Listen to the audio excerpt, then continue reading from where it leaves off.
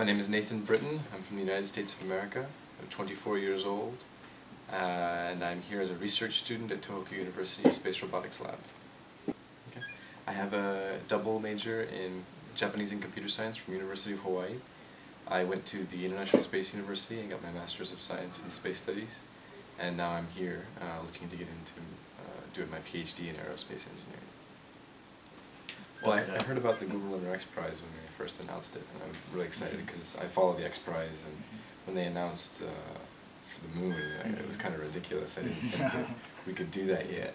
But during my time at the International Space University, I did an internship here at this lab just for robotics in general, and that's when Professor Yoshida told me that they had a partnership with the Google Lunar X Prize team, and that was last summer. So that's when I first found out about why they was space, and I jumped on that as quickly as I could because I'm very interested in lunar exploration robotics. So officially I'm the systems engineer for the project. At first that meant I basically do everything, but now that Jeremy has joined and we're getting more people on the team, it means that I'm going to do system level integration and sort of like management, only a lot more technical, trying to balance out the competing needs for each of the subsystems. Last summer during my internship, I did a phase 0 study with another student from ISU, and I've continued that here since April of this year.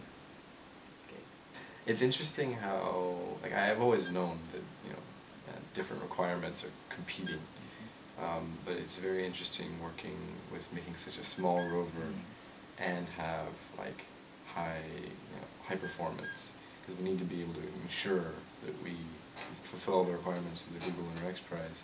We have to do it in a very tiny space and a very low weight. So every time I find a solution that will allow us to fill up a requirement, it's too big or it's too heavy, or the wheels are too small, so we find a way to pack them in and make them bigger, but now it's too heavy. So working with those trade-offs is very interesting, and once you get that sweet spot, it's a lot of fun. And see, that is the most difficult part, and that's why it's so interesting, I think. The difficult things, I think, are the problems that are most interesting, because everything that's easy is sort of move on.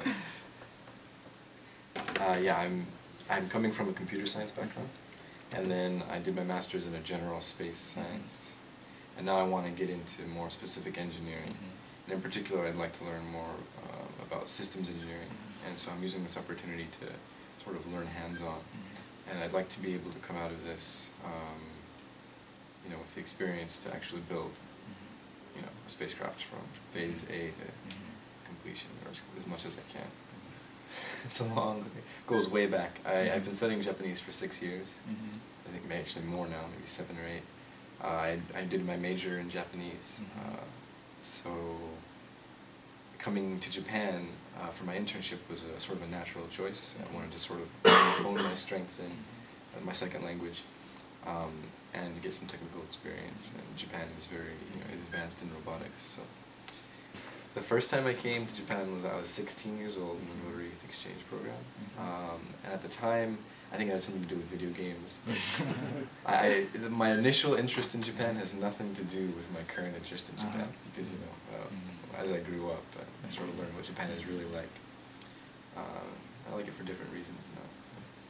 I think it's an interesting question. People ask that all the time, and I have a hard time understanding the question, because for me, like, why not? There's so much in the universe, and the Earth is such a tiny place. Why would we limit ourselves just to here?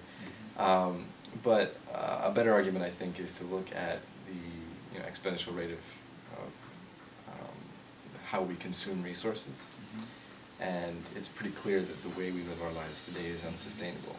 And whether we, it's going to require a huge shift in how our civilization works in order to become a spacefaring civilization, but I think it's pretty obvious that in order for us to meet our potential as a species, we need to, push out and start utilizing the resources of the solar system, starting with the moon.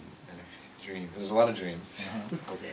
but I know it's only a 10-minute interview, so I think the one that's most relevant is, I think it'd be really cool if I could start a company that builds lunar mining robots, for prospecting, mining, and bringing resources back to the earth or utilizing on site. I think that's a huge area where we can benefit everyone on the planet. I either hang out with friends and family at home, or if I'm away from friends and family, I take a trip somewhere nearby. I go to visit friends and family. Yamagata, when I'm here.